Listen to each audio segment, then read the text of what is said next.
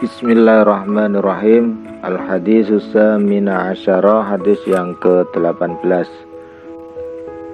An Abi Dzarrin Jundab bin Junadah wa Abi Abdurrahman Mu'adz bin Jabal radhiyallahu anhuma an Rasulillah sallallahu alaihi wasallam qala ittaqillaha haitsuma kunta wa asbi'is sayyi'atal hasanata tamkhuha wa khaliqin nasa bi khuluqin hasanin, rawahu at-Tirmidzi wa qala hadisu hasan wa fi ba'din nusakhi hasanun sahihun.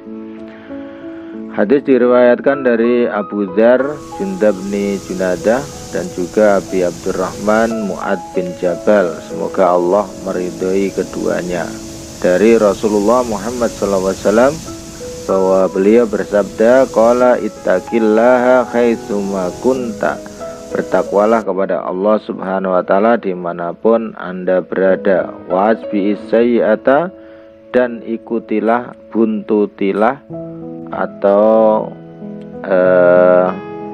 ikutilah sesuatu keburukan, al-hasanata, pada kebaikan. Jadi kalau terlanjur melaksanakan keburukan, segera lakukan kebaikan. Tamkhuha, yang akan menghapuskan dosa keburukan. Wa khaliqin nasa bi khuluqin hasanin, dan pergaulilah, beretikalah dengan seluruh manusia dengan cara yang baik. Hadis diriwayatkan oleh Imam Tirmidzi. Ada yang mengatakan ini hadis hasan, ada yang mengatakan hasan sahih. Nah, ini hadis ini sangat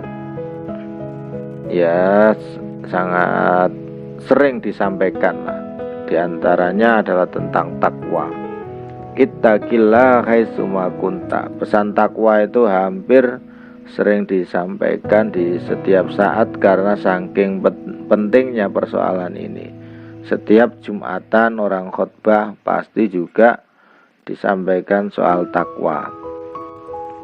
Wattaqullaha alladzi ilaihi tuhsyarun wa laqad wassaynal ladzina utul kitaba min qablikum wa iyyakum anittaqullah, dan telah ditetapkan pesan-pesan kepada mereka yang telah diberikan kitab sebelum kalian semuanya, sebelum Al-Quran, wa iyyakum, dan kepada kalian semuanya, kita semuanya ini, anittaqullah, agar kita bertakwa kepada Allah.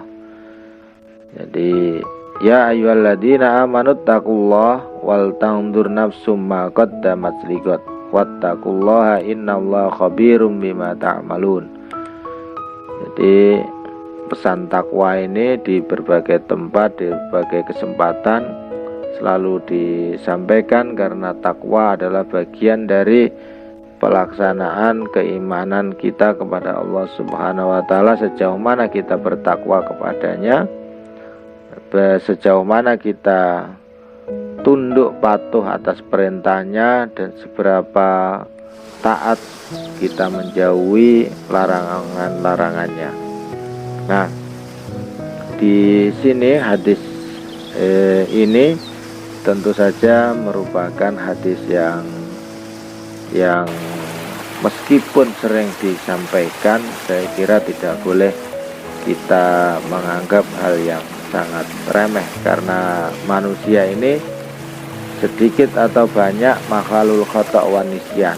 Manusia ini seringkali lupa dan salah dan dosa. Tapi jangan dianggap bahwa kita ini dibolehkan melakukan dosa kemudian dibuntuti dengan kebaikan. Nah, kalau dalam Al-Quran, wa aqimis sholata tarafayin nahari wa zulafa minal lail innal hasanati yudhibnas sayyi'at dzalika dzikra lidzakirin. Dirikanlah sholat sembahyang pada kedua tepi siang atau pagi dan petang, dan pada bagian permulaan daripada malam. Wa zulafam minal lail. Nah, innal hasanati yudhibnas sayyi'at, sesungguhnya perbuatan-perbuatan yang baik itu menghapuskan dosa perbuatan-perbuatan yang buruk. Tapi bukan berarti mengerjakan buruk disengaja ya. Tentu saja kita harus berhati-hati, bersikap, bertindak.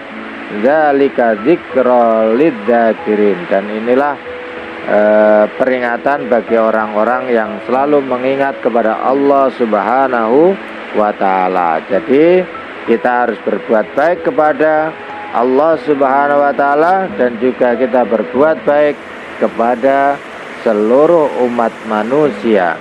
Pergaulilah dengan kebaikan-kebaikan. Di sini tentu saja sebagai orang Islam tentu harus bertakwa kapanpun, dimanapun kita berada.